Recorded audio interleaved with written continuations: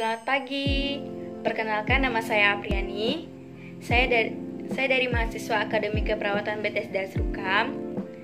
Saya tingkat 2 semester 4. Di sini saya akan menjelaskan mengenai fisioterapi dada dan fisioterapi nebulizer.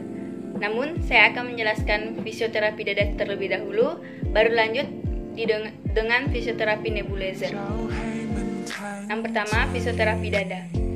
Fisioterapi dada adalah sekumpulan tindakan yang disusun untuk meningkatkan pengembangan paru, kekuatan otot, pernapasan, dan mengeliminasi sekret yang berasal dari dalam pernapasan. Ini menurut Saputra 2013 142. Tujuan fisioterapi dada sendiri, yang pertama, membersihkan jalan napas. Yang kedua, melepaskan mukus kental. Yang ketiga, meningkatkan efisiensi otot pernapasan. Yang keempat, melonggarkan saluran pernapasan serta memperbaiki ventilasi. Yang kelima, memberikan rasa nyaman. Tindakan dalam fisioterapi dada. Yang pertama, perkusi atau clapping, yang merupakan prosedur pengeluaran sekret atau spuntum dari dalam rongga paru dengan menggunakan gerakan-gerakan penepukan pada daerah dinding dada dan punggung dengan tangan dibentuk seperti mangkuk. Kedua, vibrasi atau vibrating, yang merupakan serangkaian getaran kuat yang dihasilkan oleh kedua tangan yang diletakkan mendatar di atas dada klien. Yang ketiga, postural drainage, yang merupakan intervensi untuk melepaskan sekresi dari berbagai segmen paru-paru dengan menggunakan pengaruh gaya gravitasi. Indikasi fisioterapi dada. Yang pertama, pasien toleransi terhadap posisi head down untuk di drainase. Yang kedua, malfungsi mekanisme pembersih bronkial normal yang mengakibatkan retensi spuntum. Yang ketiga, pasien mampu memadukan perintah untuk batuk dan teknik vibrasi. Yang keempat, modifikasi teknik pada beberapa pasien dan kondisi diperlukan untuk keamanan dan keefektifan terapi. Kontraindikasi fisioterapi. Yang pertama, perubahan posisi pada pasien kritis dapat menyebabkan stres atau stres kardiovaskular. Yang kedua, posisi Teredellenbruch dapat meningkatkan TIK. Tidak disarankan pada pasien bedah saraf, penyakit intrakranial, hipertensi. Yang ketiga, pasien dalam kondisi pendarahan, metastasis paru, emphysema merupakan kontraindikasi relatif dilakukan vibrasi dan perkusi dada. Yang keempat, pastikan pasien tidak makan setidaknya 1 jam terakhir. SOP fisioterapi dada. Yang pertama, persiapan alat. Di dalam persiapan alat, kita akan menyiapkan alatnya. Yang pertama itu pot spuntum yang berisi desinfektan. Yang kedua, kertas tisu. Yang ketiga, bantal. Yang keempat, ada stetoskop, ada nierbekken, ada handuk. Ada handuk ini bila diperlukan. Yang kedua, persiapan pasien. Dalam persiapan pasien ini ada jaga privasi pasien, jelaskan pada pasien tujuan dan tindakan yang akan dilakukan, siapkan posisi pasien. Ketiga, prosedur kerja. Yang pertama-tama, bawa alat ke dekat pasien. Kedua, cuci tangan. Ketiga, berdoa sebelum melakukan tindakan. Keempat, letakkan nierbekken. Kelima, atur posisi. Dalam posisi ini kita bisa mengatur pasien dengan menggunakan posisi miring kanan untuk drainase lobus kiri, miring kiri untuk lobus kanan, miring kiri dengan tubuh bagian belakang kanan, disokong dengan satu bantal untuk drainase lobus tengah kanan. Yang keenam, atur posisi pertama kali adalah 10 menit, kemudian selanjutnya 15-30 menit. Lakukan vibrasi di atas area yang di drainase. Yang pertama, letakkan tangan menghadap ke bawah di daerah dada yang di drainase dengan satu tangan yang lain, dengan jari-jari menempel bersama, dan ekstensi dapat juga diletakkan secara bersebelahan.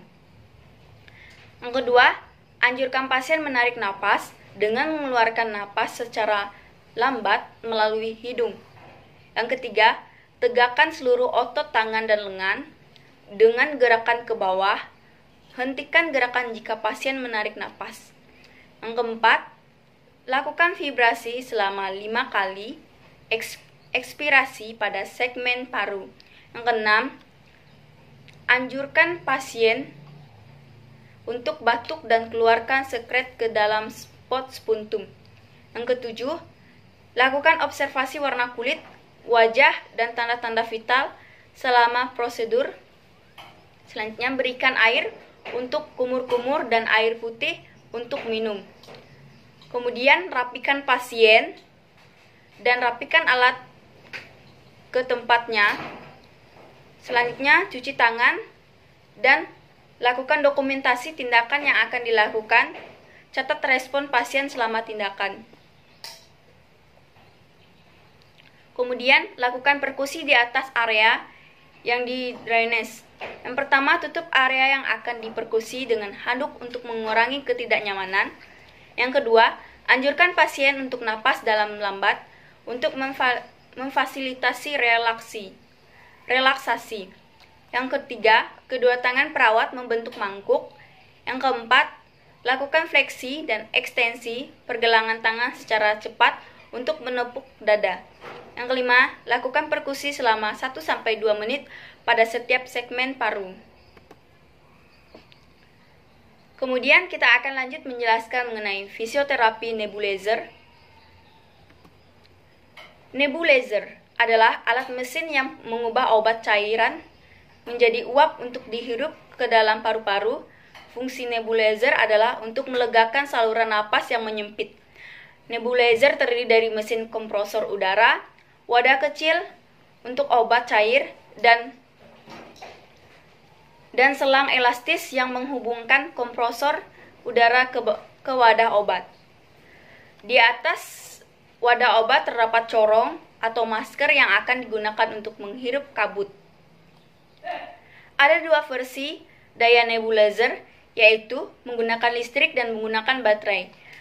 Anda dapat berkonsultasi dengan dokter untuk mengetahui cara memilih jenis nebulizer yang sesuai dengan kebutuhan pasien. Yang kedua,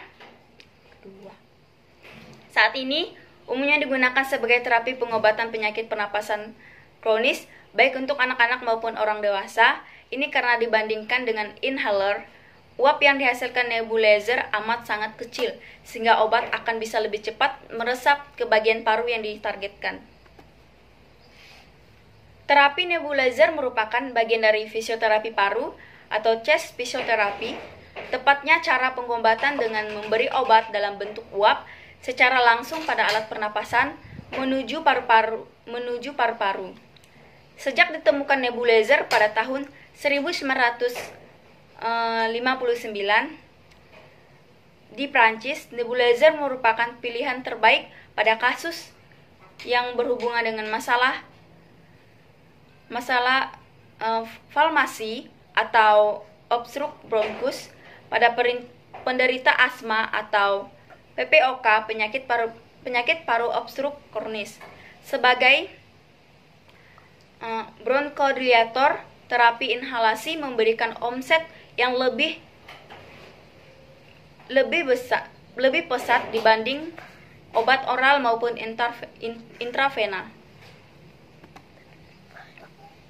Indikasi dan kontraindikasi fisioterapi nebulizer. Yang pertama, indikasi untuk penderita asma, sesak napas kronik, batuk, pilek, dan gangguan saluran pernapasan. Yang kedua, kontraindikasi pada penderita trakeotomi pada fraktur di daerah hidung. Prosedur pelaksanaan nebulizer. Pertama-tama, kita persiapin alatnya terlebih dahulu. Alat-alatnya ada nebulizer atau sumber oksigen, cairan NaCl 0 sampai 0,9%. Yang kedua, selanjutnya obat-obat nebulizer. Kemudian ada selang penghubung ke nebulizer, ada squid 5 cc dalam tempatnya, ada bengkok, ada sarung tangan bersih. Selanjutnya kita persiapin pasien dan lingkungan.